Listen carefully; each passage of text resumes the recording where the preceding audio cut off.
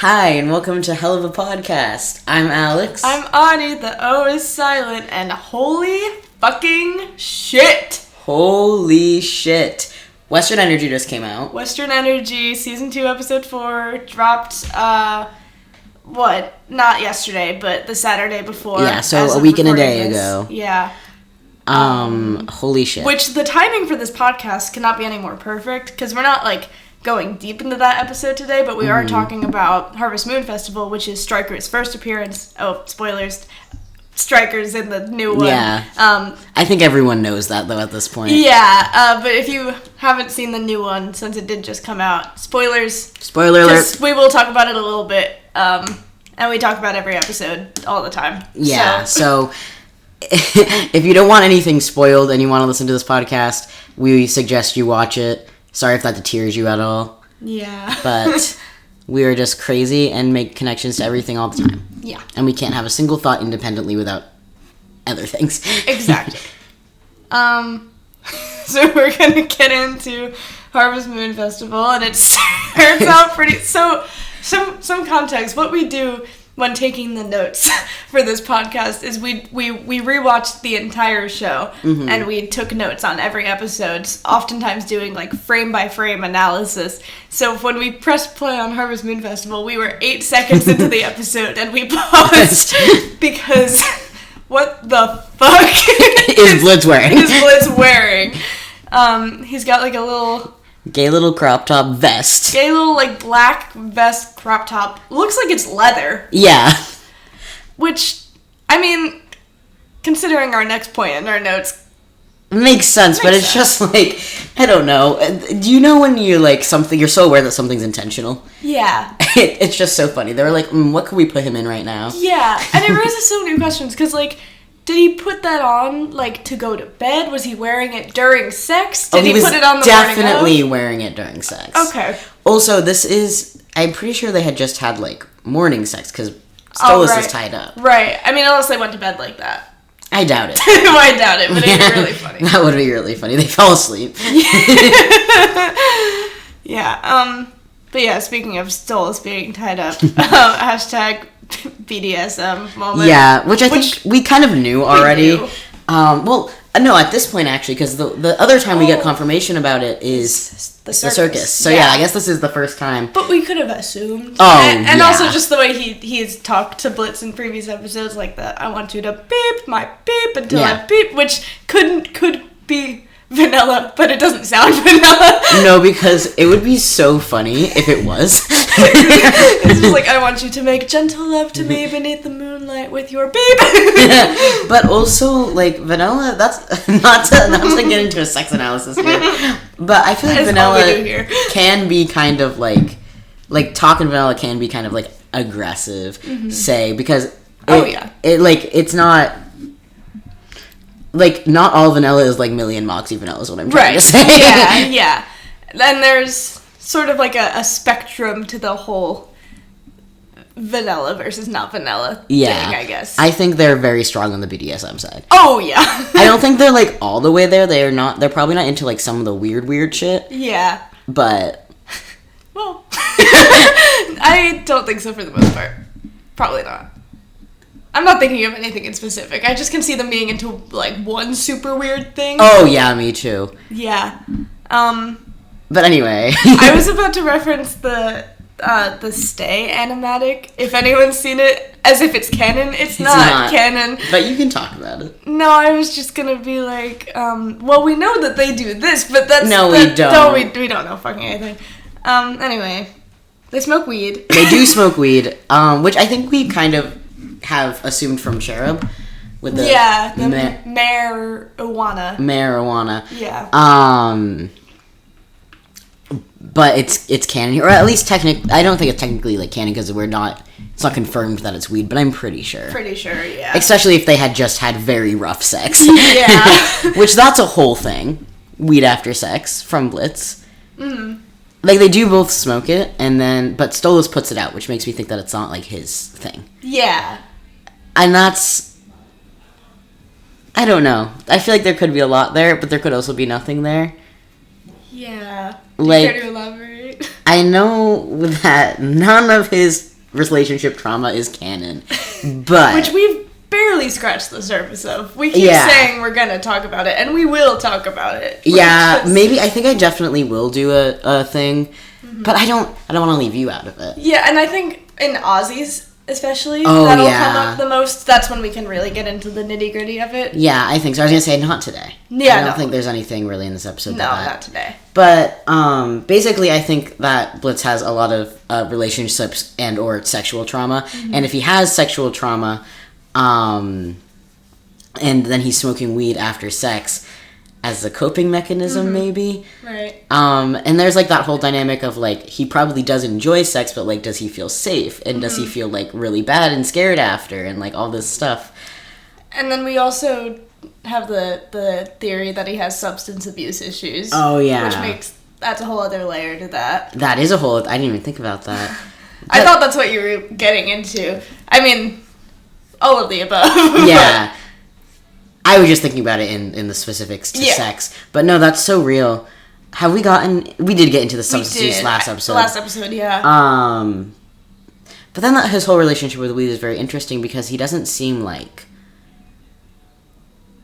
How do I word this? He doesn't seem like it's negatively affecting his life. Yeah, and it's the only substance we, like, see him use. Yeah, but some people can use weed or like smoke or whatever like every day and function normally or better. That's true. Because this bitch probably has anxiety disorder and it probably helps.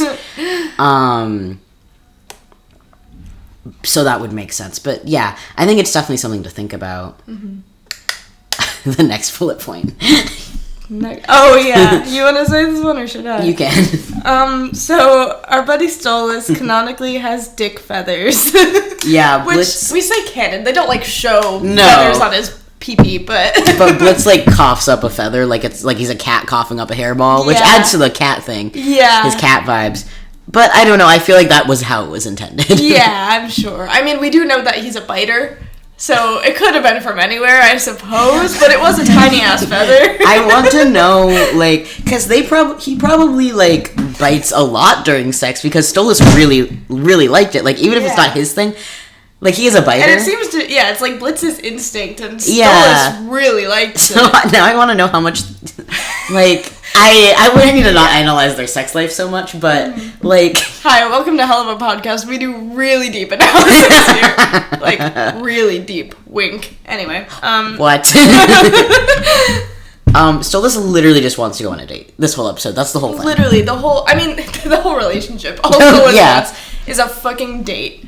But specifically this episode, like, he's like, you come and like... enjoy it and like bring your staff and all of this, but he really just wants to spend time with his frickin' boyfriend.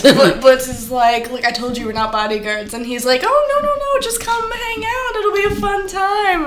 And he just wants a date. And then Blitz is like actually gives in, which like I remember the first time I watched it, I was like, oh. Which that's a whole thing because I was like, that's cool. And it's not even. Like, there's no other motivation for it, really. He just says, like, it could be a blast and a half. Yeah, as long as you promise this is not some weird sex something. Yeah. So he's, like, sarcastic and, like, about it, but he does actually want to go, which I think we see him kind of getting more comfortable in this relationship until Ozzy's. Yeah. Which... Because we definitely see it in Truth Seekers, which we'll get to later. I was... rewatching not Truth Seekers but clips from Helluva Boss this morning, as one does, and I noticed in in Seeing Stars when he sees Stolas' ugly ass human form and he like makes like a face of like awe. In Truth Seekers, when Stolas is doing his whole like crazy ass demon thing, there's one part where it cuts over to Blitz and he does a similar expression and I was like, fuck me, man. The animation. There are such specific choices in this fucking show. And it makes me crazy. It makes me crazy in the brain. Small note. Yes. The Harvest Moon Festival is the first full moon of the fall, which helps with our timeline. Yeah. I don't think we really had anything like where we were like connecting the timeline from the last episode here. Yeah. But I think that's just a note for people who are very connected to the timeline theories. Me for real. We are trying so desperately to map out a coherent timeline. And by we, I mostly mean me. I'm here too. Yeah, I just want a timeline so bad. I'm just looking to see in our notes if we have anything else, but not really. I don't think so. I think the last thing we knew about time was Cherub, though. And that was, at least in the human world, winter. Wait, was, Oh, you're right. I didn't mark that down, that Cherubs is in winter. But... Oh, shit.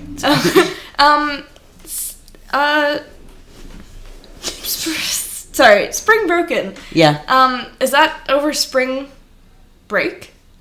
Yeah. But also Cherubs, didn't it say something like that it wasn't necessarily Christmas time, or am I crazy? You might be right. Or no, I know in Seeing Stars, they go to the Halloween store, but then it says like all year round Halloween store. Yeah. Meaning like don't read into the time of this. Mm-hmm. I can't remember if they did something similar with the Christmas stuff, so we'll have to check that. But I don't think they did. They said a lot of like backhanded stuff about Christmas and like about Santa, but I don't think it was anything about the time. Okay.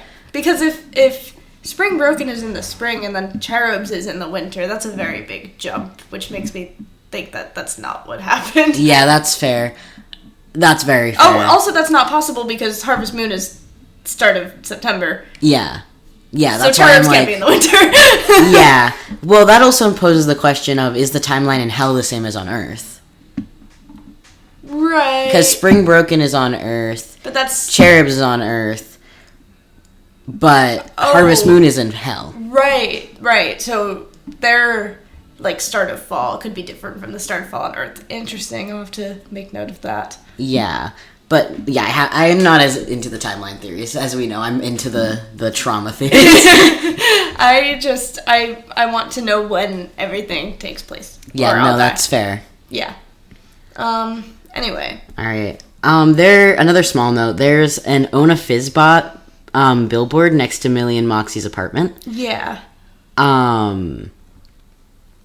Which... Yeah, I was going to say, you had the rest of these bullets if you wanted to. Yeah, because we know that the Fizzbots exist from Lululand. Yes. And this is... And we know that you can rent them and buy them, like, independently from Aussies. Yeah. So this little detail is kind of just, like, a reminder, like, connecting those two episodes. But yeah. I think the fact that... Like, canonically, there are so many Fizzbots in play, just, you know, in this world, and probably being made in some, you know, if not at Aussie's, like, some factory, like, where they're just churning them out. I think where, like, a moment where they fight a shit ton of Fizzbots would be such a cool-ass element for them to put in. Especially, like, we've had Fizz already come back, because our whole theory thing with plots is that like a certain amount of episodes after a character originally is like what's the word is introduced, they are usually like brought back in the next season. That being said, though, they didn't follow that. If they are bringing the Cherubs back, which we don't know for a fact they are, right? They didn't follow that with the new episodes, so that might be wrong. The Cherubs seem like a more minor threat, though. Yeah, I could see them coming back in like as a side thing. Yeah, like with someone else. Mm-hmm. Maybe with the fuckers from Truth Seekers or something. Mm-hmm. Yeah. Fascinating. My. But yeah. Also, we said that Blitz must call Moxie and Millie from their house very often because Moxie's just on the phone with his boss, and then he goes like, "Wait, where are you calling us from?" And then Blitz just drops from the ceiling. And when he drops from the ceiling, he goes like, "Yep, yeah, of course, yep." He's so unfazed. And also, I believe Blitz is purring like a cat when he falls into he is, bed. And he does that too when he, "What you dreaming about?" Oh yeah, he's purring like a cat. He has such cat energy. Also, like his horse thing, his cat thing is just so cute. He's so I know he's not just a little guy, but like he's just a little guy. You know, he's not just a little guy in the way. So it's like. Okay, you know those like those square things that it's like there's 4 squares and it's like Like a quadrant? Yeah. Yeah. But it's like... This is just the wording. There's different wording, but it's like, looks like a cinnamon roll, acts like a cinnamon roll, looks like a cinnamon roll could kill you. Mm-hmm. That whole thing. Yeah. It's like, looks like a guy, little guy is a little guy, and that's Moxie. And then, looks like they could kill you is a little guy, that's Blitz. Yeah. Even though Blitz could kill you. Yeah. He's a little guy at heart. He's a little guy at heart. Where is Stolas on there? I mean, he doesn't look like a little guy, because he's a... I think he's also in the looks like a good... no, looks like there needs to be a separate category, because they could both kill someone also. Yeah. But Stolas is also just a little guy. They're literally just little guys. But fucking the circus, littlest guys. Littlest guys. Littlest. That one, they're in the box. Yeah. They're the littlest guys. Littlest guys. Anyway. He specifically calls Moxie, which is something. He doesn't call Millie. Yeah. Like, I'm not sure if it's because Millie would sleep through it, or if it's because they're besties. Yeah. I wonder, because noting that Blitz must call them from their house frequently, I wonder if it's usually Moxie he calls, if he's tried calling Millie. Because Millie is always the one more enthusiastic about Blitz's plans. But, I don't know, maybe he's done it enough times that he knows Millie will just, like, overhear and wake up, like, the Harvest Moon Festival! Yeah. But also, it makes me wonder if, like, he also kind of uses Moxie to, like, ground himself, even though he, like, is always, like, bitchy about when Moxie doesn't, like, agree to his plans. Yeah. There is that dynamic of, like, Moxie, like, kind of grounds Blitz and makes him not do as crazy of shit, and Blitz kind of makes Moxie get out of his comfort zone. Mm-hmm. And so I wonder if he calls for that reason. Yeah. It also makes me wonder, like, what other things has he called about in the middle of the night? Yeah. Like, that's a whole can of worms. That's a whole can of worms. Now I'm trying to think. It could be literally fucking anything. Yeah, that's the thing. It's like how much and how like deeply interpersonal of things has he called about. It's what I'm getting at. Yeah. It could just be like he's just like, hey Moxie, do you have like some butter I could borrow? Yeah. And Moxie's like, what? No. And Blitz is like, yes you do. I was in your fridge the other day. Also, he can just get into their house, so why does he call them? Yeah. Like, but he would. Mm-hmm. Also, something I'm surprised we didn't know is the way that Moxie snores. Yeah, just the... choking. The canonic choking snore. Because we had a little phase where we were trying to figure out how everyone snored, because we were trying to figure out who was a honk shoer and who was a me-me-meer. Yeah. Canonically, Stolas is a...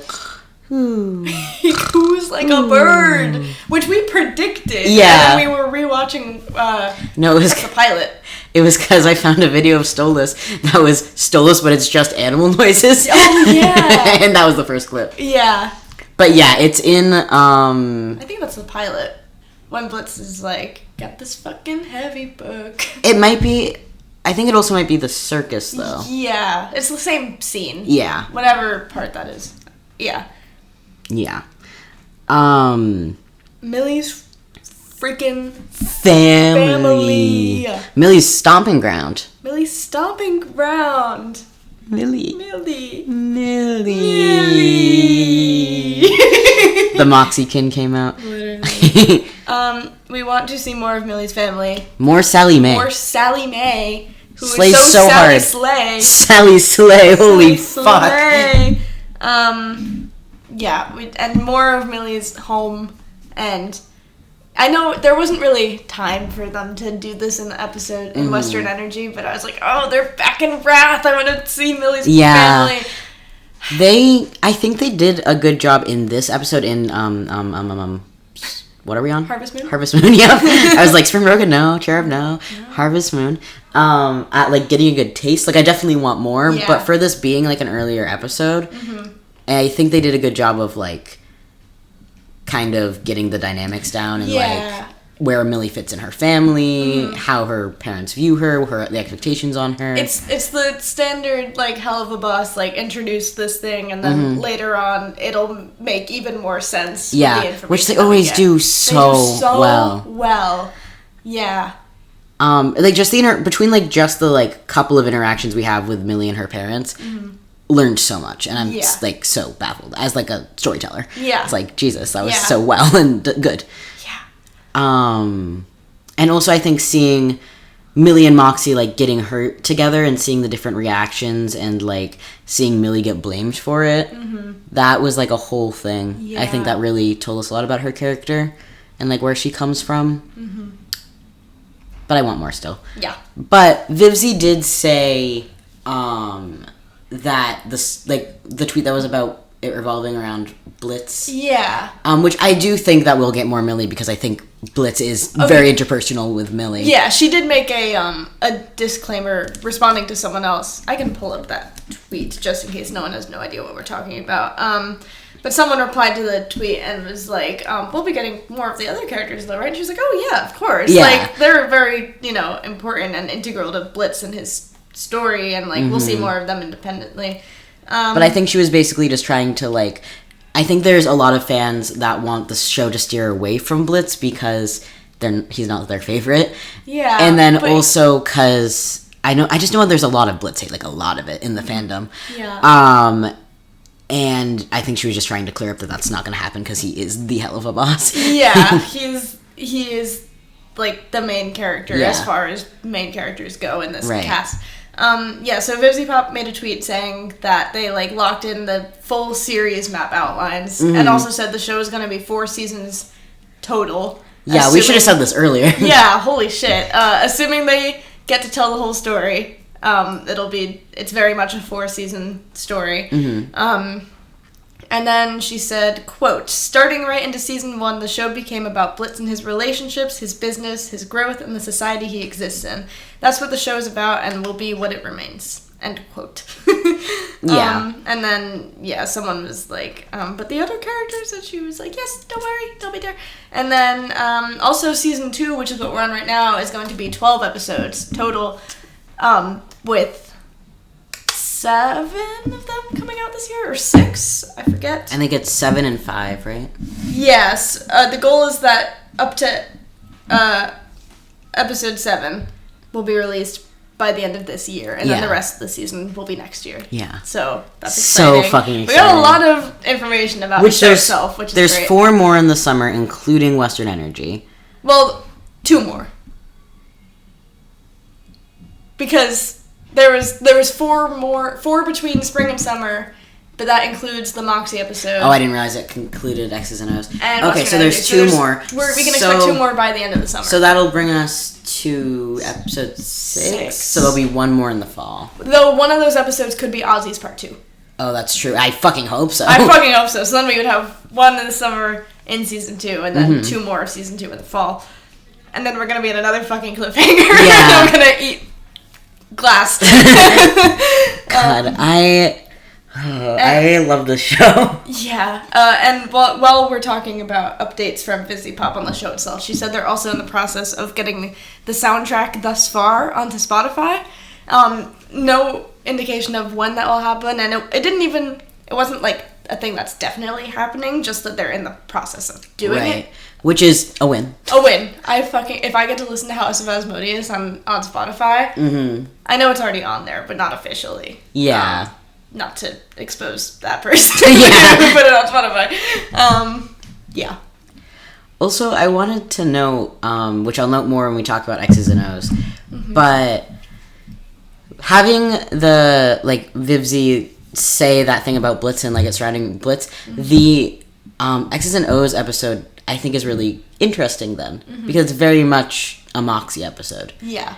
And so I wonder how, because that's got to relate to Blitz somehow, which it does, I think, because, like, the whole Chaz thing, and then like, also that kind of shows him, like, it's a whole, like, business thing, like his ideas about business and things.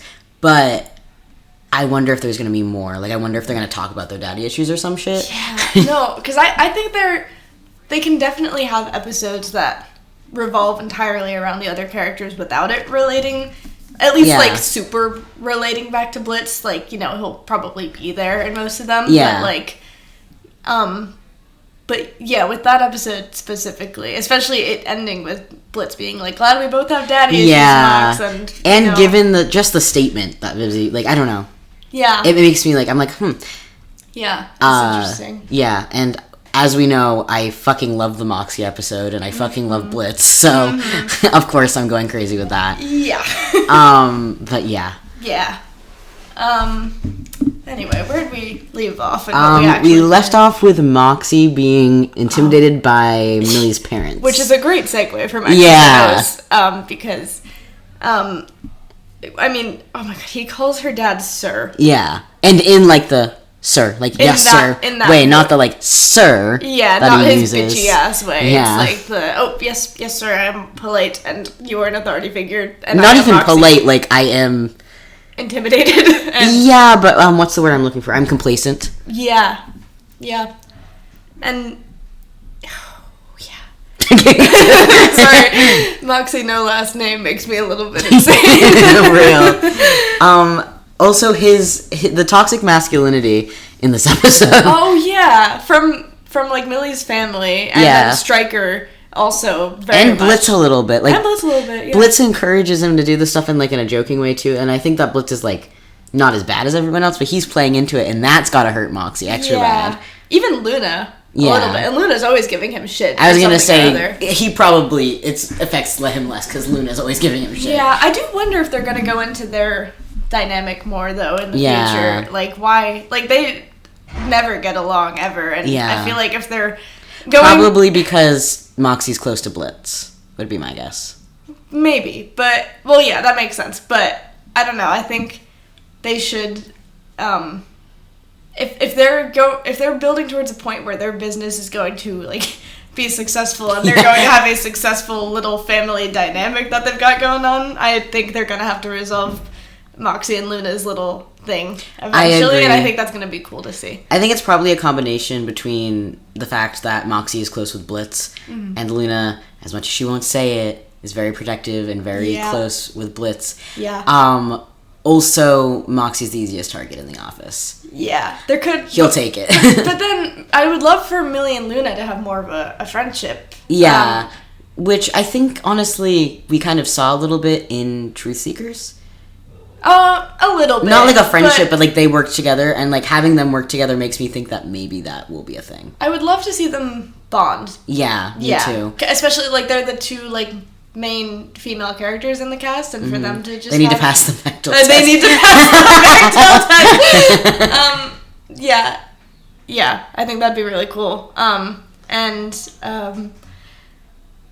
Yeah. I also could definitely see, like, Millie at some point standing up to Luna against what she's saying to Moxie, and that segue into, like, bonding. Yeah. I would love to see that. Of them, yeah. And also, Vivzy Pop, stop with the fucking fat phobia jokes. I know it wasn't in this episode, but we're talking about Luna and Moxie, so we need to stop it.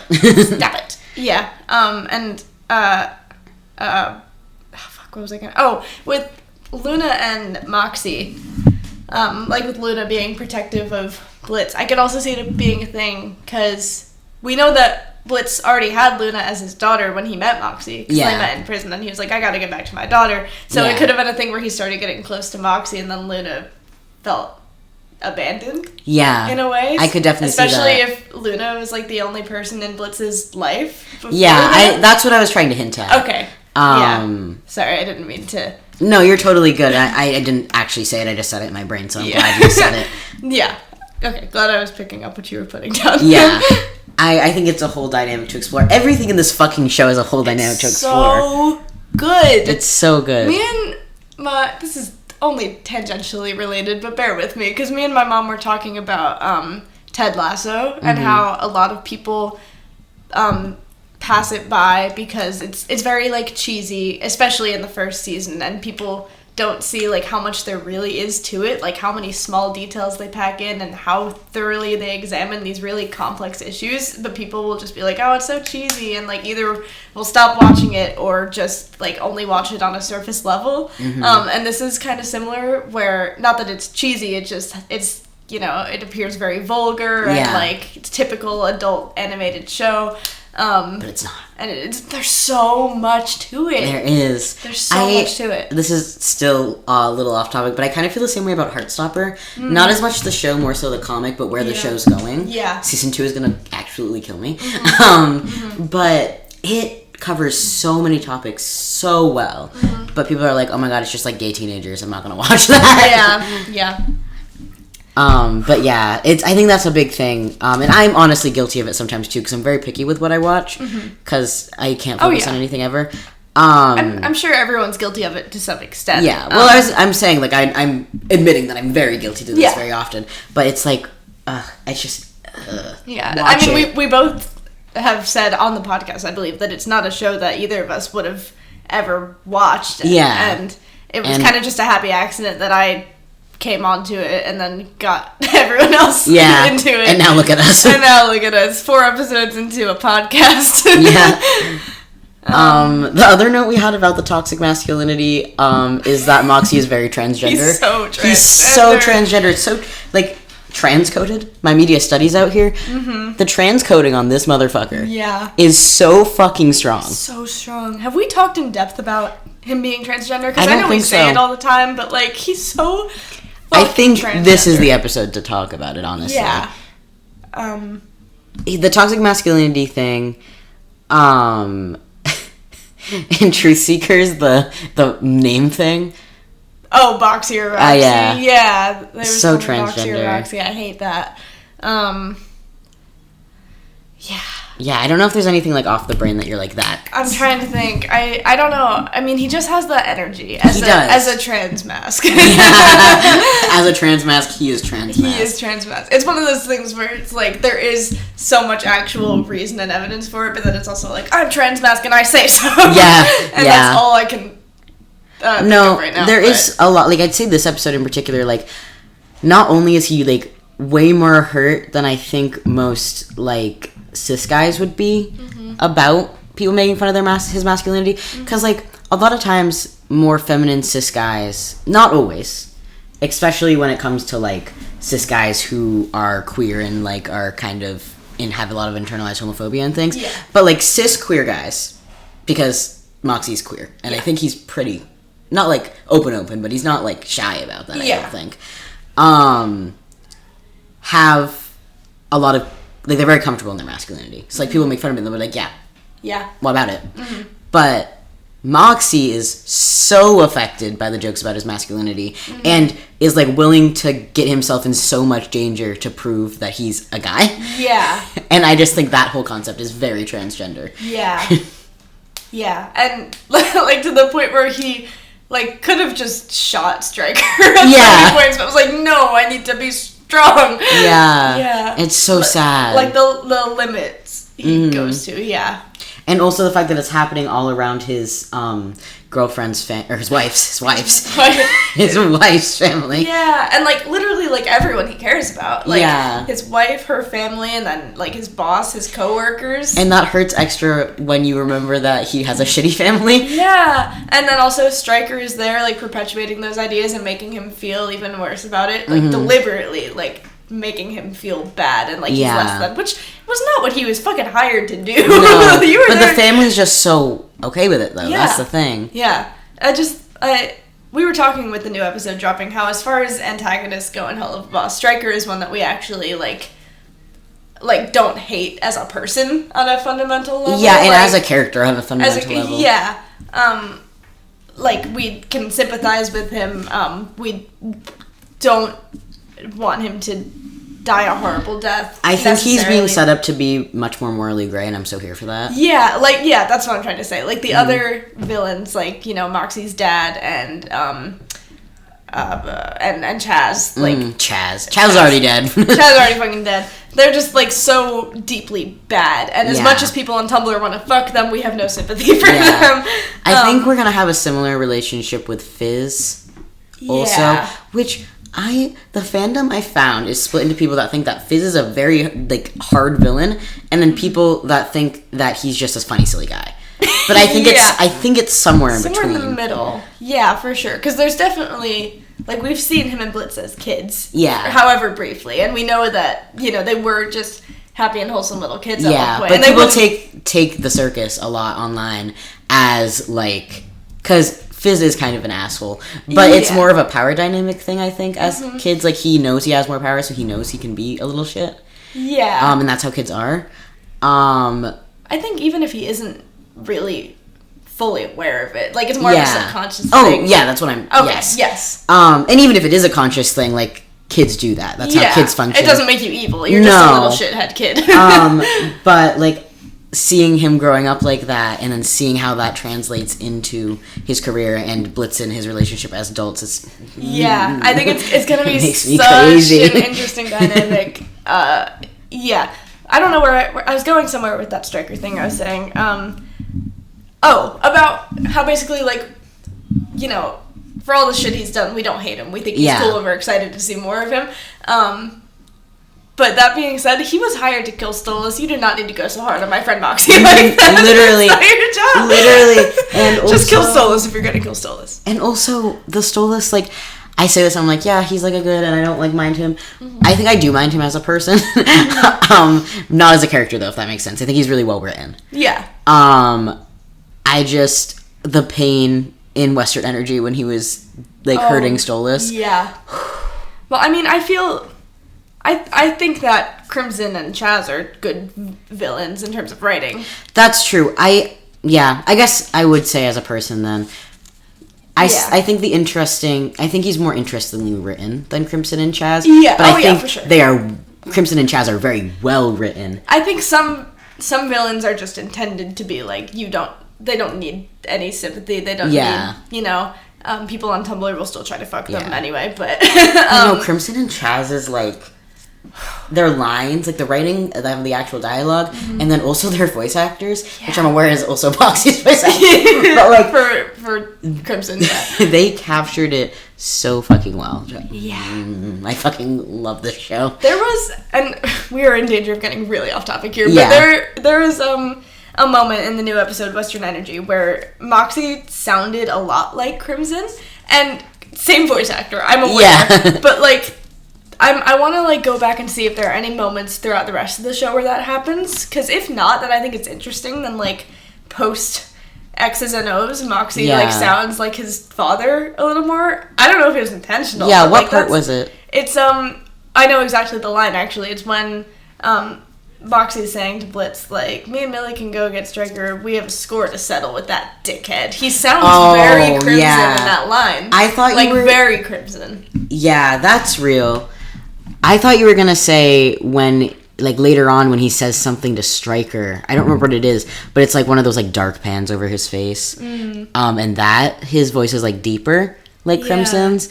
And I think that would be, like, very much, like, channeling that, like, my tough voice. And, like, where he got it from. Yeah, like, just the fact that he was at his home and saw his father recently. Again, I know it's the same voice actor, so this might mean nothing, but I think also, even if it doesn't sound, or if it wasn't intended like that, I think that moment in general, even if it's not, like, intended to be, like, show that he's like it, it's definitely related to Crimson, because he's probably got so much fucking pent-up anger right now, he's like, I need to kill a bitch. Yeah, which, we'll talk about that when we actually get to Western Energy, but it's so apparent in that episode how, like, pissed off he is. Yeah. He's in his, this is such a sentence, but he's in his Rose-Colored Boy by Paramore era. Real. You're familiar? He's literally rose-colored. Literally. Oh my god. Literally. I need to make an edit to that right now. Getting back to the nice end of Moxie.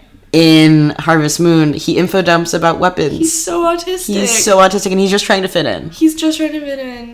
He's so autism. Yeah. He's so transgender. Both of those things are so very apparent in this episode. Yeah. I would say a great chunk of this episode is just, like, Moxie trying to be accepted by people, which I think is a whole thing once we get to X's and O's later. It's, like, building on... Yeah. I'm gonna go fucking crazy. It's so good. Yeah. I know we had notes on this for later in the episode, but I think it's related, so I want to touch on it now about how Millie's character is handled in this episode, because we were going to mention it later with like Millie saving Moxie from Stryker, and we can get into that, but it just reminded me that, like, for this being an episode where we meet Millie's family, it does not focus on Millie very much at all. Yeah, which is really interesting. And I I know they're setting up more with Millie, certainly, but it is a little, like, I don't know, irritating that they were that close. And then they barely gave us anything with her, and, like, the whole episode is, like, them basically, like, using her to further Moxie's thing going on. Like, if I was going to pick a character that this episode is about, I would say Moxie. I would say Moxie, yeah. Which, yeah, I don't know. I like, a lot of people have qualms with how Millie's character is handled in general, and I do agree generally, but especially with this episode. Oh yeah, this episode, they did her so dirty. And like, I know they're setting it up for later, and I'm always the one saying, like, you know, I believe in giving the show time to do what they are promising to do. Yeah. But still, it really rubs me the wrong way that this. It's like, oh, Millie's family, and then she's barely a focus. Yeah. Just used to further Moxie. And I know I said earlier that I really like how they, like, handled, like, the building of, like, her background and stuff. I want to rephrase that. I obviously believe all the stuff I said earlier, but add a, like, in the very little that they gave her, all of that. Yes. Because I think they did it really well for giving her, like, no screen time. Yeah. I wish they'd given her more screen time. Yeah, I agree. And you're right, this episode is really, like, in most episodes, except for, I think, Cherub and Western Energy, Millie's whole thing is, like, saving Moxie. Yeah. And so, but I think it's, like, very apparent in this episode. Yeah. Because, like, she comes to try to, like, save him. Like, that's, like, the first time she's really, like, a focus in it, other than in the very beginning. And it's just, it's so annoying. And Moxie gets so much more than just saving her. Yeah. Like, throughout the series. Yeah. Like, they both have a big thing of, like, you know, they both revolve around each other a lot, but we get way more of Moxie outside of that than we do of Millie. Yeah. And it's very clear in this episode, specifically. Especially when, like, Stryker, like, locks them in that cellar thing, and Millie's leg just gets caught in that trap, so she's just, like, stuck there, and it's like, all right, well, just, you know. I think that moment is very, like, I agree that it's, like, keeping her in there so that she can't do anything. Yeah. But I also see why they did it, because it was a really good moment of, like, showing her getting hurt and then just, like, fucking being fine with it. And, like, how numb she is to pain and being hurt and stuff. Yeah. Which I think, like, definitely was touched upon before, like, early episodes and things. But, like, I remember watching that and being like, oh, wow, like, it's set in. Yeah. I was like, that was a really good example of that. Yeah. But and then it does set up the thing at the end of her parents being angry at her for that, which sets up more stuff down the line. Yeah. So I could see it being a stronger choice than it appears right now. Yeah. But I also could be wrong. I just love thinking into every single little thing that everything could be. Yeah, you're so right. I think it could definitely be both also. Like, I agree. It could end up, it's like, oh, well, it makes sense why they did that, because now they can do this, but then in the moment, it still feels sucky, I guess. That's real. Do you want to talk about the outfits? Oh my god, the outfits. I love in animation when characters get to wear different outfits, because, like, you know, a lot of times it's just, like, one set outfit that character wears all the time, more in, like, you know, kids cartoons, but animation in general, and they do have, like, their standard, like, daily outfits that they wear, but throughout the show there are so many, like, silly little outfits that they get to wear in various episodes. Like, there's, like, at least one outfit change per episode, almost every episode. Yeah, and in this one, I think they had quite a few, right? It was in Cherubs that they had a few. I don't remember if they have a few in this one, too. But either way, the, like, little cowboy outfits. Yeah. Slay so fucking hard. Blitz's little cowboy outfit. You know he has so many fucking cowboy outfits, too. That's true. Were Millie and Moxie matching in this one? Where are they matching? Moxie had a black bow tie. Black bow tie. Which is... When else did he wear a black bow tie? There's another time, right? Was it X's and O's?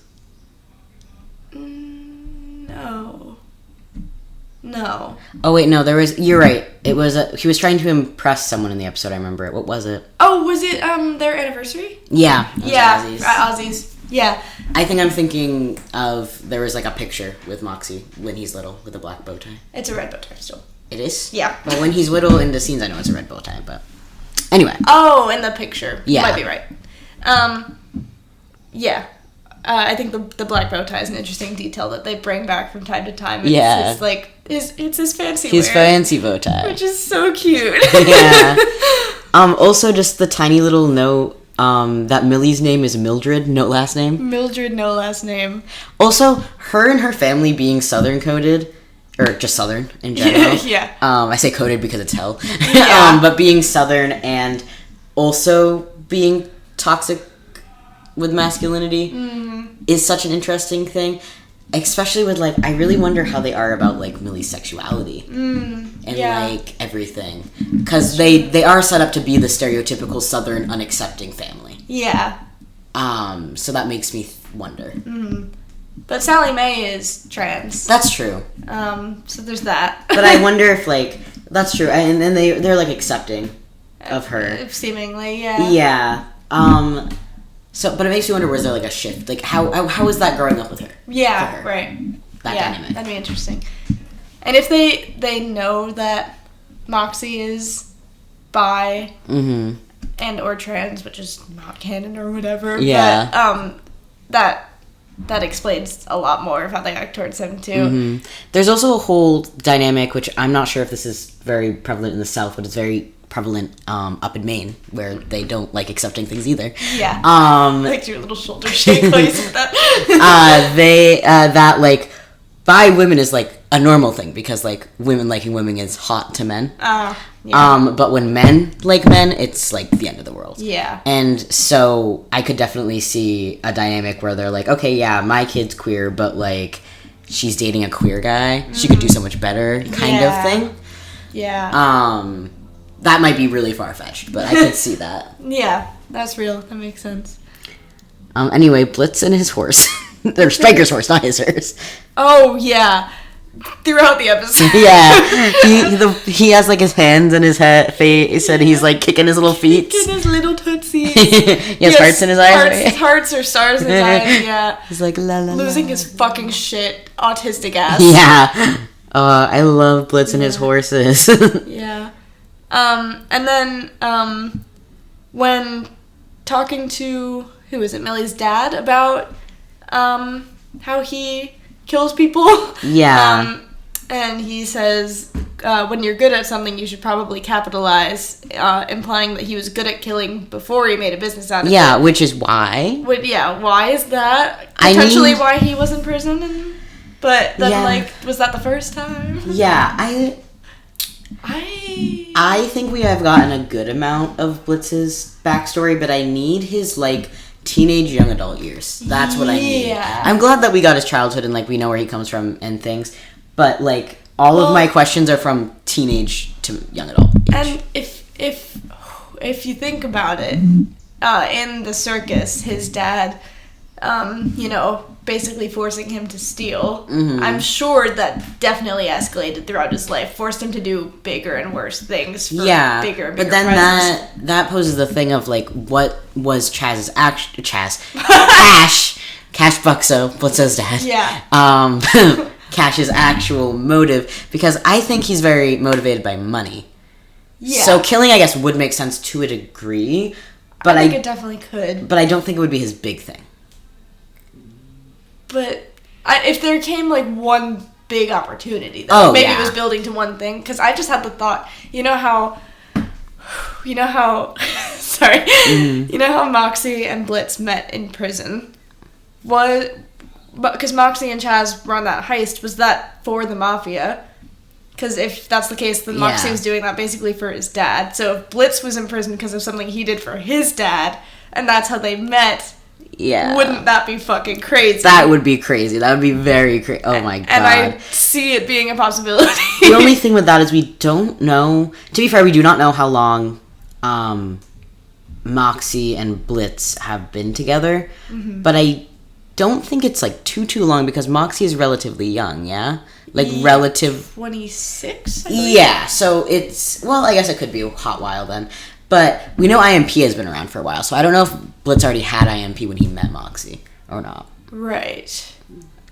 Yeah. But I guess if I thought he was like younger. I thought he was like a young adult. he's married, so that, okay, never mind. But he's either 24 or 26. Yeah, I was thinking like 22. I don't know why. No. That's Luna. That's why. But then there's also the question of, because I don't know how old Blitz is in the scene when they're in prison. But depending how old he is, I don't know if it would make sense for his dad to have him doing something. But, like, it still could be, even if he's, like, an adult. Like, his dad could have That's true. I also think, though, that we know that in the Amazing Imp Twins, Barbie Wire has her thing crossed out, so that makes me think they'd already left the family by then. Yeah. Not saying he didn't, there's no chance he went back, but I just think it's less likely. Yeah, I think so, too. Well, the other possibility is that it was Fizz-related, and that would That's what I was going to say. Moxie and Chaz. Yeah. I was going to say I would take it more being Fizz-related or, like, a self-defense thing. Like, he was famous. People could have came after him. Mm-hmm. People could have gotten him into, like there's, again, with the circus industry, copying the acting and film and everything industry and, like, Hollywood kind of thing in Hell. I think that there's a lot of darkness in that industry, so I could see him getting caught up in stuff there, too. That's true. Especially if he has substance abuse issues that aren't alcohol. Oh, yeah. True, yeah. But, that's the whole thing. So, we want to know why he started killing. Yes. Anyway, hard pivot. Sexual tension between Blitz and Stryker. We know also now that Western Energy has dropped that Blitz and Stolas both think that Stryker is sexy. What does he look like, Your Highness? Or is it Sir? What does he look like? No, it's Your Highness. What does he look like, Your Highness? Sexy? That's Stryker, sir!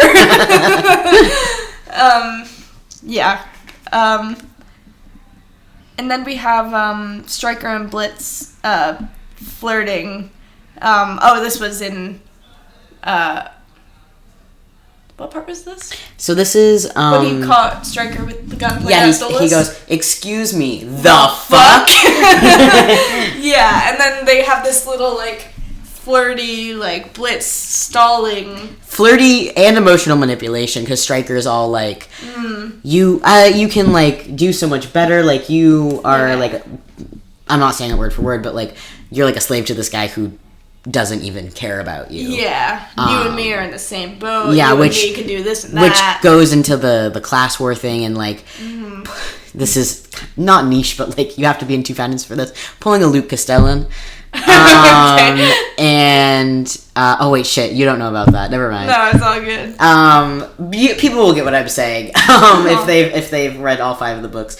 But yeah, like the whole trying to get him to join, like, the army. Yeah. And the, like, I don't know. I could see Stryker doing this to other people. And getting a bigger group. Yeah. So I could see this as, like, a preface. Which is terrifying. Yeah. But sorry. On Blitz's side, was the stalling, or was he, like, I think he was definitely considering it, like, even if it was, like, mindlessly, like, oh, maybe, or, like, kind of, like, really thinking about what he was saying, but was he, like, seriously considering it? I don't think he was, like, fully seriously, like, I'm gonna fucking go with this guy. Like, I don't think it was that level, but I do think that, he was, there's definitely a part of him that was like, the things he's saying make sense, especially the things about Stolas. Yeah. I don't know why I just said his name like that. Stolas. About Stolas not caring about him and using him and shit. I think that definitely struck a nerve. I do think for the most part he was, like, stalling and waiting for Moxie to show up. But also, did he know 100% that Moxie was coming? No, that's the thing. Right. He had no idea where they were. Right. And he didn't. This is not even a scene where he calls for Luna either. That's the thing. Yeah. He calls for Luna later. He could have just been stalling until he figured out a way to get out of there, or just stalling to gain Stryker's trust and then, like, pull a fast one on him. Yeah, that's really true. But I think that there's still the possibility for something else to be there. And honestly, Blitz might have been doing both. Yeah. Like, he might have been like, Blitz is like, if Moxie shows up, then Moxie shows up. If he doesn't, well, I got a cowboy boyfriend. Yeah. Well, I'm having good sex tonight. Oh yeah. But no, also Blitz, like, when Stolas flirts with him, he, like, is like, fuck off and stuff like that. But with this one, he was, like, really into it. Yeah. So that's another reason why I'm kind of like... Well, I think that's more of he actually, like, really cares about Stolas as a person. That's true. And more of, like, he'll flirt with, you know, he flirted with Chaz, even, sort of, for, like... Yeah. Not flirted so much, but, like, you know, wasn't against it. He seemed just more... And I'm not, like, trying to be like, my way is the only way. Yeah. But he just seemed really, really affected. Like, I don't think we've seen him that affected by flirting yet. Yeah. Like, because, like, that was a good fucking bitch. He's, like, sweating. Like, it's... Yeah. So that, it just makes me... I feel like there's something else there. I agree that there's definitely something there. Our next note is, why is Wally here? And why is Wally here? Why is Wally here? Wally Wackford. Why is Wally Wackford in every single ring? All the time? No, because he's in Wrath, he's in Lust, in Aussies. Yeah. He's in Pride, and Cherubs. But to be fair, I think he did go to Pride specifically for Blitz, but... But, like, he's all over the fucking place. He is all over the place. Why? Who is this guy? I'm curious if he's actually gonna be anything, or if he's just kind of supposed to show up every once in a while. He's a little filler guy.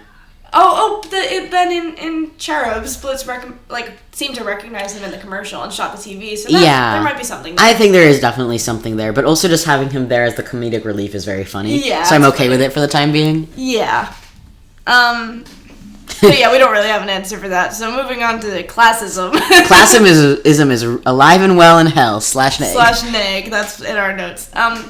Yeah, we touched on this earlier, or just now, kind of, with, like, you know, the Stryker and Blitz thing. Stryker convincing Blitz to, like, leave Stolas and go with him, that kind of thing. And then throughout the episode, we see a lot of Stolas' like, you know, internalized classism. Yeah. Which you're gonna have growing up as demon royalty. And we see a lot more of that in Western Energy. Yeah, a lot of that in Western Energy. But we get a taste of it here, and it's really off-putting, I think. Like, when I first watched this episode, I was like, oh. Yeah. It's like, oh, right, he's, like, rich and royal and shit. And the other characters in the main cast are not that. Yeah. And, yeah, it's the parallels and also, like, the contrast between this episode and Western Energy is very interesting because this episode, like, really hardcore sets that up. Yeah. And then in Western Energy, we actually see Stryker and Stolas meet and, like, have a conversation, and that's even more revealing about, like, where they both are in society. And I think also we have two really big, like, powerhouses because Stolas is actual royalty. He has authority. He can make decisions for the general public. Yeah. Stryker, I think, wants to be that. Yeah. Like, he thinks that he could do a better job. He thinks he could be more fair. Yeah. And there's that whole dynamic of, like, these two people that want to rule in different ways, and they both hate the way the other person wants to do it. Because in Stolas' eyes, Stryker is this awful person that hurts everyone. But in Stryker's eyes, Stolas is the same exact thing. Yeah. So... Yeah, there's that whole thing. And I think also with Blitz and Stryker having so much in common, it also relates back to the whole Stolas and Blitz dynamic and how complicated that all is. And yeah, I think we talk more about that starting in Seeing Stars with the imp servants and all that. Is that in? Oh, yeah. Those are I think that's throughout even though. Yeah, but I think that's where we took all our notes. Yeah, probably. They are, his whole staff, like, servant staff is imps. Yeah. And it's just... The world building in this show, in this universe, because there's, you know, Hazbin Hotel also has similar aspects. And I don't know, I'm really, really interested where it's going to go in terms of Helluva Boss, though, because, like, I think I've said before on here that, like, my understanding is that Hazbin Hotel is very much like, we're gonna help people and do things for society, and then Helluva Boss is like the opposite. It's like it's about Blitz and his business. Yeah, and I really want to see where that goes, though, because I think the class war thing, like, Blitz and his business, like, Blitz might be thinking he's helping people. Like, I think overall the intent is selfish. Yeah, but he honestly is helping people, just on a smaller scale. He's helping everyone on his team. I guess he is helping his clients. Yeah.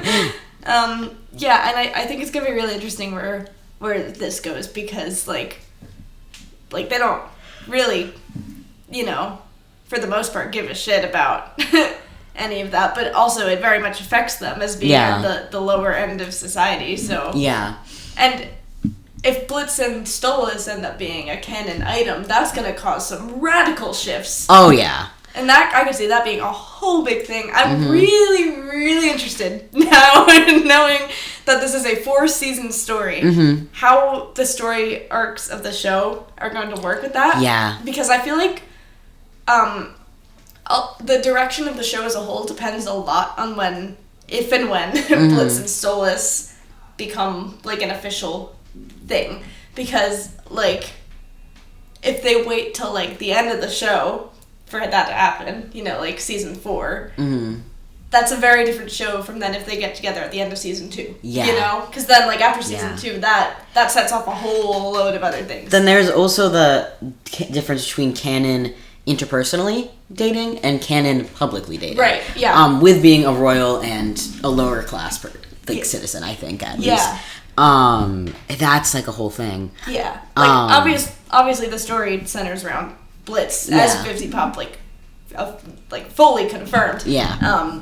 But Stolas is also a big part of that. Like, one, because he's so important to Blitz's character, but then 2, because of the class divide between them. Yeah, and I also think if they do get canon, like, we're gonna see a shit ton of it because it's Blitz's relationship. Yeah. Oh yeah. And it's just, it's gonna. If we see Blitz in, like, an actual, like, healthy relationship, I don't know how to process that. That's gonna be healing, maybe? it's gonna, like, heal me and also make me want to pass out and die. /neg? /pause? Okay. But, like, violently. Violently. Yeah. With violence. Yeah, /violence. /violently. Yeah. I think this kind of leads us into our next one, really twice removedly, is that Moxie was very distrusting of Stryker, while Blitz was very trusting of him. Yeah. From the get-go. Yeah. Like, Blitz was like, yeah, I love this guy, you're just like me, and that's the whole thing, is like, he was like, oh, I finally met someone that's just like me. Yeah. Just for him to be like this awful fucking person, and trying to kill the one person he loves and cares about. Yeah. I wonder how that did for his mental health and his image of himself, which we know is already so bad. So bad. And also, like, Blitz was, like, gonna hire him for IMP, and I really want to know how that came up. Like, do we think that was part of? I don't see why that would be part of Stryker's plan to be like, hey, you got any openings at IMP? No, I'm sure it was Blitz's things like, hey, we could use a new person that's just like you. Yeah, and then that. Relating to Moxie feeling so threatened by Stryker and feeling so, like, inferior in comparison, and the emasculation of it. Yeah, I think there's a lot of layers to why Moxie might feel uncomfortable. Definitely the emasculation. Definitely he doesn't want to lose Blitz as his best friend and, like, his person. Or even just, like, be replaced at the job. Yeah, like, not his person, Millie's his person, but, like... Yeah, I know what you mean. But, yeah, like, they're really close. And also getting replaced at the job, like, he's finally, like... He has a job and he's living independently. Yeah. And, like, taking care of himself. Yeah. And he doesn't want to lose that. Yeah. But then also, does Stryker remind Moxie of anyone from his, like, childhood, from the Mafia and things? Like, so, that's a whole thing. Especially where, like, Moxie's really defensive with Blitz getting all in Stolas' face. I mean, Stolas getting all in Blitz's face in Truth Seekers, but he's also really defensive of Stryker getting near Blitz. And I think those are related. I don't really know how, but I think they're related. Yeah. Yeah. Yeah. We sort of touched on this a little bit earlier, about Moxie fighting Stryker. Yeah. But that whole scene, besides the whole, thing we were saying about Millie's character being used to further Moxie, apart from that, I think this fighting sequence is really cool. And so fucking well written dialogue-wise, because they don't have a lot of dialogue fighting scenes in this show. No. But this one, oh my god. Yeah. Honestly, and Western Energy, it's just Stryker. Yeah, Stryker... Stryker is sadistic. Stryker's /pause. really good at striking a nerve in people while fighting them. Just, like, the one word, just pathetic. Yeah. Which also, he's, like... I really want to know more. I know that, like, you genuinely probably shouldn't, like, be interested in learning more about villains, but I need to know more about Stryker. Oh, and where he comes from. Where did he learn how to emotionally manipulate so well? Mm-hmm. Like, was he emotionally manipulated? How was his growing up? Like, I need to know. Oh, shit. I keep hitting my desk really aggressively. Yeah, no, I want to know more about Stryker's backstory, too. Because, like we said, he's one of the more morally gray villains, so I think that's definitely real. Yeah, and I didn't mean to speak over you, but the Moxie being called pathetic thing. Yeah. You can take that if you want. Oh. I don't know. Well, yeah, Moxie, just Stryker, like, fucking choking him out, and then just being, like, pathetic. Yeah, so, and it's like... With everything we know about Moxie's backstory, following X's and O's, is, like... That, also... And the whole... Sorry. No, go. Just the whole, like, you know, emasculating themes of the whole episode, and him being, like, looked down on by everyone around him in this episode. Yeah. Not everyone, but, you know, most people. I also think we basically canonically know that Moxie was very emasculated by his father. Between, like, him needing to be tough as a kid, which could just be he wants him to be tough, but I think that ties into masculinity. Yeah. And then also, like, he wasn't fine with him being queer. Right. And I think it ultimately just comes out to the image that Moxie portrays of Crimson. Like, Crimson sees him as a projection of his image, especially in the mafia dynamic. So I'm willing to bet that was a really big thing in his issues with his dad, was him constantly being like, you're pathetic, you're not masculine enough, and all that. So that makes this all hit really hard. Oh, yeah. Yeah. Yeah. Yeah. Also, he wrote cool as fuck, but also painful, because the fight choreo was really fucking cool. Oh, yeah. It was so... and, like, the animation. Yeah. It was so cool. Yeah. Yeah. The next note we have is Stolas' theme Western version. Yeah, the, like, owl in a cage. But it's banjos. Yeah. Good. Liked it. Good. Liked it. Enjoyed. And then we mentioned this earlier, but Blitz's excuse me, the fuck is so good. Also, going back, we said that, you know, he's a biter at the beginning of this episode. Yeah. But when in doubt, he just fucking bites people. He just fucking bites people. It's this, and then in the circus. Yeah. Whether it's violently or sexually, he was down to bite. He's like, oh shit, I don't know what to do. Honk. The B in blood stands for bite. The B in blood stands for bite, so true. And, like, I want to know when that became, like, has that always been a thing since he was little? Or, like, was he in a situation where he bit someone and it worked, and so now he's just running with it? Like, what's going on? Either way is so good. I love to think that he was a biter as a child. Like, as a toddler. Yeah. But that being said, I feel like we would have seen him bite his dad. Yeah. But I could see him as, like, a toddler, like, he's teething, he decides to teeth on someone's fucking finger. I have a scar from my nephew doing that. The reason Fizz lost all his arms. It's just bit him off. That's so weird. That's so stupid. Anyway, but Blitz turning on Stryker so fast the second he sees that gun pointed at Stolas. One, trust so fragile. Yeah. He really just doesn't think that, like, anyone cares about him, and it's so sad. Yeah. He's like he was so, like, he wasn't even, like, outwardly hurt about it. He was like, oh, okay, yeah, that makes sense. It was bound to happen. Like, yeah, I think there is definitely that, but then just, like, how fucking angry he is very telling of where he is at emotionally, and just, like, he's always at his breaking point. Always at his fucking breaking point. Which we talk more about in Aussies. Yeah. But this man is always just, like, a slight inconvenience away from a breakdown. And, like, me too, but it's worse. Yeah. And also he cares about Stolas so much that, like, this guy that he just met and, like, got along with so fast, and was like, this guy's just like me, he's gonna work at the company, we're best buds now, he has a horse, and then it's like, oh, gun pointed at Stolas, what the fuck, should have known this would happen. Yeah. And also, like, I'm sure that was a really big thing, especially with, like, going back to me thinking he is kind of, like, maybe entertaining the idea of what Stryker's saying, I really think that he thinks Stryker is just like him, or he looks up to him, like, he's like, this is what I want to be. Right, yeah. And either way, that hurts. Yeah. When you find out that, like, that person's trying to, like, hurt Stolas, and then that probably spirals into like, well, should I even be like being with Stolas? Like, am I even worth that? Like, should I just go with this guy because he's more like me and this is where I deserve to be? Right, yeah. And like all that stuff, and it goes into his really shitty mental health. This episode makes me crazy. Blitz's mental health is so And then when Stryker fucking leaves, he calls him Blitzy. He calls him Blitzy. Made me crazy. Yeah. Crazy in the brain. Squirrel in my brain. Hamster in my stomach. Hamster in stomach running on the wheel. Running on a wheel. Yeah. Yeah.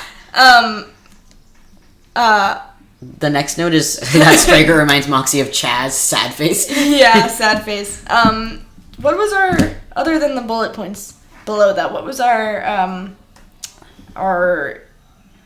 evidence for that, I guess? Like, what inspired that? I fucking spelled Moxie with one X. What is wrong with me? Anyway. Unbelievable. Unbelievable. I think I was just typing faster. I also spelled Blitz, like, backwards earlier. Blizto. Blizto. Oh, we said the O. We dead named him. Shit. Well, that's what I wrote. Yeah. But I think it ties back into the thing I was talking about earlier with how, like, Moxie feels the need to protect Blitz, and I think that when he feels that with Stolas, it's because of Chaz. Yeah. And so I think that would be because of Chaz here. Yeah. And then also, just, like, the dynamic was similar. I think I have less evidence on this one. Yeah. I'm less founded on it. It's just an idea to make it hurt more, essentially. Yeah. We had a reason for writing it initially. I don't remember what it was. But, I think it might be because it's, like, a guy who's, like, a guy who, like, is outwardly not nice, but also, like he's super mean, but then also, like, he's flirting with Blitz. And it's, like, this whole thing, and that's kind of how Chaz was. Like, he was kind of, like, two-faced like that. Yeah. So that makes me kind of, gives me a similar vibe. Obviously not the same, but it would put in a whole other thing of him calling him pathetic and him strangling him and stuff if it reminded him of Chaz. Yeah. And then there's also the theory, which I saw online, I believe, of what if, like, someone else ends up hiring Stryker and that's someone else being Crimson. Yeah. Which I think is definitely a possibility. Oh, I definitely think so. Which I think makes a lot of sense when you consider that, like, Millie single-handedly took out so many of Crimson's fucking mafia dudes, so he'd be like, okay, I need someone who can take these motherfuckers, and we've seen that Moxie and Millie combined can't take on Stryker, so it makes a lot of sense to me. I would also be willing to bet that happens kind of soon, because I feel like word would get out that Stryker was the one who hurt Stolas, because so many people in town knew that what was happening. And there's already wanted prior to him taking Stolas, there were wanted posters to Stryker up, so. And also, like, the way that he was rushed to the hospital and there was publicity and everything means that, like, his story's gonna be big. Yeah. In the media, which, like, makes sense. But that's, like, a whole thing, and so I could definitely see Crimson, like, seeing that and being oh my god, you're so right. Fuck. Yeah. Because that's how he found out about Moxie, was IMP ads and word of mouth. Oh my fucking god. Fuck me and my little But yeah, I could definitely see that happening relatively soon. Yeah. Also, and this is not relevant anymore, but are you gonna finish that fucking sentence, partner? And him scripting too, and like randomly going into a fucking southern accent. Yeah. So autistic. And the way he talks in the southern accent to Millie's parents at the end, he's like, shame on you. Yeah. I love him. I love him. He low-key has Mushu vibes. Yeah. And our last note is that they have family stickers on the IMP van. Yeah. So it's like them. They're little family. Like the normal family stickers that you see on like a soccer mom's van that's got like the mom, dad, the kids, the little dog. stick figure type things. Yeah, the dog. The dog. This has got like Blitz, Luna, Millie, Moxie. Yeah, they're just so cute. Yeah. They're a little family. They are a little family. Is that all we've got? I think that's all we've got. Yeah. So we should talk now about how what this podcast is gonna look like for the summer. Yeah. So we don't know for sure, 1,000%, but our plan is to cover Truth Seekers over the summer. Not on any regular posting schedule. It'll probably be at least a 2-parter. Mm-hmm. So those parts will release at some point over the summer. We don't know when. And then we also have the idea of doing like independent episodes where we dive into stuff that we're independently super curious about. Which maybe... Actually, no, we'll just do this in DMs. If there's anything specific you want us to talk about, we could make one of those episodes about something if there's enough feedback. So, like, message us if you were like, I really like this theory, or I would really like to go into, like, the background of this character. We fucking love analysis, so, anything goes. The Instagram is at AA Discussions. Yep, you should follow it, too, just to stay up to date on when we release them in the summer, since it won't be a regular schedule. Yeah, and then... when we return to Lay College in the fall, we will pick back up with Aussies, assuming that we do get through Truth Seekers this summer. Which Aussies will be like an 8-parter. Aussies is going to be such a time, so make sure you're there, make sure you're caught up, yes. Make sure you get popcorn. You can just listen to all the episodes like a 5-hour video essay. Yeah. Much like how... all of season 1 of Helluva Boss is leading up to everything culminating at Aussies. Our podcast has very much been leading up to our Aussies episode. I feel like we mention Aussies every episode, and we're just like, just wait till Aussies. We'll talk about it more in Aussies. And now Aussies is going to be like so fucking long. Aussies is going to be such a great time. So tune in for that. And I think that's it. Yeah, I think we don't have any updates or anything. I don't think so. All right. Thank you for listening. Thank you for listening. And we will see you sometime in the summer. Yeah.